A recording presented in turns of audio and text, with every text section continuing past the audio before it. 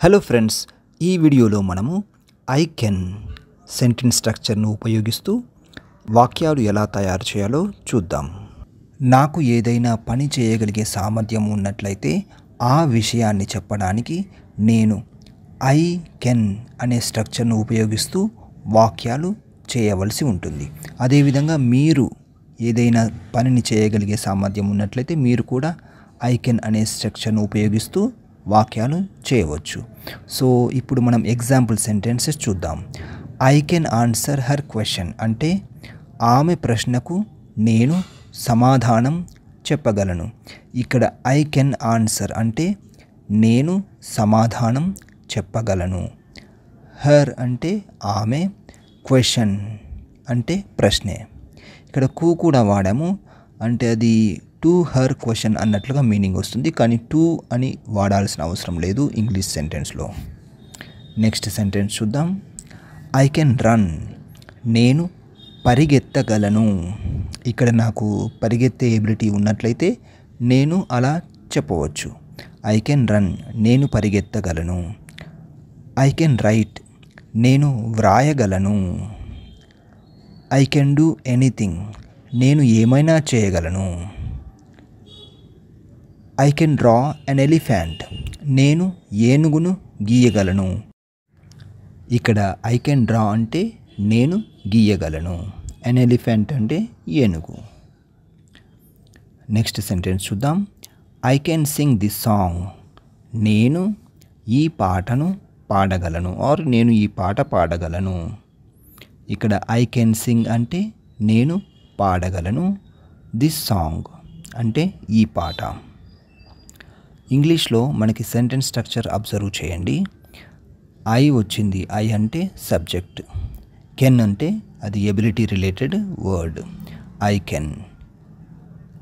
సింగ్ అంటే అది verb, so subject can verb వచ్చింది. వెర్బ్ అంటే V1లో మనం రాసాం ఇక్కడ. దాని తర్వాత ఏదైనా దాని రిలేటెడ్ అడిషనల్ ఇన్ఫర్మేషన్ మీరు రాయాల్సి ఉంటుంది సెంటెన్స్ ఫుల్గా చెప్పడానికి, అర్థవంతంగా చెప్పడానికి. సో దానికి రిలేటెడ్ వెర్బ్ ఏదైతే వాడామో దానికి రిలేటెడ్ అడిషనల్ ఇన్ఫర్మేషన్ మీరు తప్పకుండా రాయాల్సి ఉంటుంది. ఇక్కడ మనం ఏమన్నాం, I can sing. I can sing అంటే నేను పాడగలను. సో దీనికి రిలేటెడ్ ఇన్ఫర్మేషన్ దిస్ సాంగ్, అది దానికి మ్యాచ్ అవుతుంది కాబట్టి అది రాసాము. సో అదేవిధంగా మీరు ఏదైతే వెర్బ్ వాడారో దానికి రిలేటెడ్ అడిషనల్ ఇన్ఫర్మేషన్ ఆ వెర్బ్ తర్వాత ఇంగ్లీష్ సెంటెన్స్లో రాయాల్సి ఉంటుంది. ఐ కెన్ హెల్ప్ అంటే నేను సహాయం చేయగలను. I can make you rich అంటే నేను మిమ్మల్ని ధనవంతులుగా చేయగలను. ఇక్కడ చూడండి, ఐ కెన్ మేక్ అంటే నేను చేయగలను. యాక్చువల్లీ డూ అంటే చేయు, మేక్ అంటే తయారు చేయు. సో మీరు ధనవంతులుగా తయారు చేయగలను అని చెప్పినా కరెక్ట్గానే ఉంటుంది మీనింగ్. సో సింపుల్గా చెప్పుకోవచ్చు చేయగలను అని. యు అంటే మిమ్మల్ని, ఇది ఆబ్జెక్ట్ పొజిషన్లో ఉంది కాబట్టి మిమ్మల్ని. యు అంటే మీరు కన్ఫ్యూజ్ కాకూడదు, యు సబ్జెక్ట్ పొజిషన్లో వాడితే మీరు. ఇక్కడ మనం ఆబ్జెక్ట్ పొజిషన్లో వాడాము కాబట్టి మిమ్మల్ని అని వస్తుంది. సింగులర్గా వాడినట్లయితే నిన్ను అని వస్తుంది. సో ఇది మనము ప్లూరల్ అర్థంలో తీసుకున్నాం కాబట్టి మిమ్మల్ని అని అర్థం తీసుకోవడం జరిగింది. రిచ్ అంటే ధనవంతులుగా. నెక్స్ట్ సెంటెన్స్ చూద్దాం. ఐ కెన్ రీడ్ నేను చదవగలను. ఐ కెన్ డూ దట్ నేను అది చేయగలను.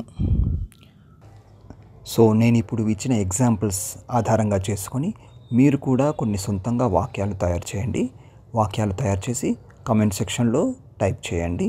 ఏమైనా మిస్టేక్స్ ఉంటే నేను కరెక్ట్ చేస్తాను. Thank you for watching this video. We will meet again in the next one.